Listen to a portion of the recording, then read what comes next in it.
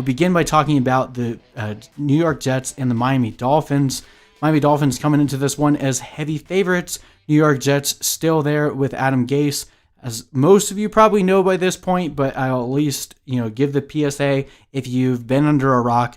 Le'Veon Bell was released a few days ago and then signed with the Kansas City Chiefs this week. We'll talk about that a little bit more in terms of the Kansas City game, give you guys an update on that. But in terms of the Jets, that means we're looking at Frank Gore and Lamical Perine as the two main running backs there. But this offense has been so anemic, you're not really looking to start either of those guys. Anyway, you can pick up Perine if you want to have a flyer for when they do eventually fire Adam Gase. Maybe they turn things around. But for this week, Dolphins heavy favorites in this one, 9.5 point favorites at home, 47 point over under. Dolphins implied to win, with about 28 points there. So should be a good offensive showing for Miami. And that's pretty much what we expect at this point going against the Jets.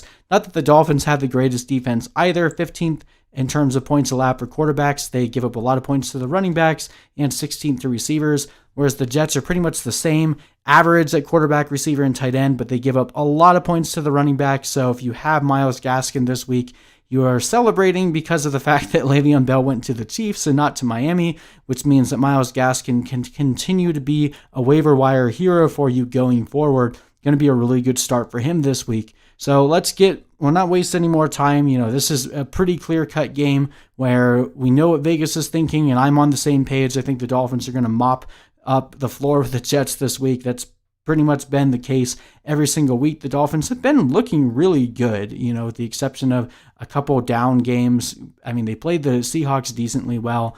Their only real rough game was week 1 against the Patriots, but Ryan Fitzpatrick has been one of the better fantasy quarterbacks since he's been on this tear, like around the middle point of last season after he retook over for Josh Rosen. So I really like a lot of the Dolphins in this one. Obviously with the Jets, they're very easy because the only guy that we can really trust at this point is Jamison Crowder.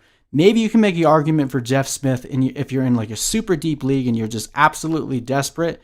Jeff Smith did see 11 targets last week, only had 3 receptions, but saw some red zone looks. So maybe he gets it into the red zone this week. So if you're looking for an absolute dart throw or a run back in DFS, Jeff Smith becomes slightly interesting, but I'm really only happy if I have Jamison Crowder in my starting lineup. Jamison Crowder's averaging the second most points per game in PPR of all receivers. Obviously, that is an outlier that should come back to the norm eventually. But the Jets, the one thing that they know how to do is get targets to their slot guy. And honestly, Crowder looked even better with Joe Flacco. So I was a little worried last week that Joe Flacco coming in would end up hurting his production, but apparently he didn't slow it down at all. We'll see what he can do against the Dolphins this week. I know the Dolphins have a pretty poor run defense, but I'm not excited for either Frank Gore or Lamical Perine. I'd be okay with stashing Perine on my bench just to see what this week looks like, but only in the most desperate of situations would you want to start either of these guys. We're not starting pretty much anyone else on the Jets team. On the Dolphins side, I really like pretty much all of the main options here. Ryan Fitzpatrick has been absolutely dominant for fantasy, continues to get it done. We're going to keep starting him until he proves otherwise. Myles Gaskin, as we mentioned, the Jets' really poor run defense. Myles Gaskin should have a really good game. Devante Parker, Preston Williams, you can throw both of them out there. Preston Williams finally had a good game. It was a little rusty to start the season, which we kind of expected coming back from that ACL tear. Normally takes a few weeks for a guy to get back into his own, and he really looked way more comfortable against the 49ers last week than he had at any point in the season. So I'm comfortable throwing him back out there. A good wide receiver 3 option. Mike Gesicki has been up and down this season, but he's been one of the better tight ends when he blows up. This should be another good matchup for him. And then you can start the Dolphins defense here. The Jets are pretty prone to committing a lot of turnovers at this point, and their offensive line has been garbage, so plenty of sacks to be had.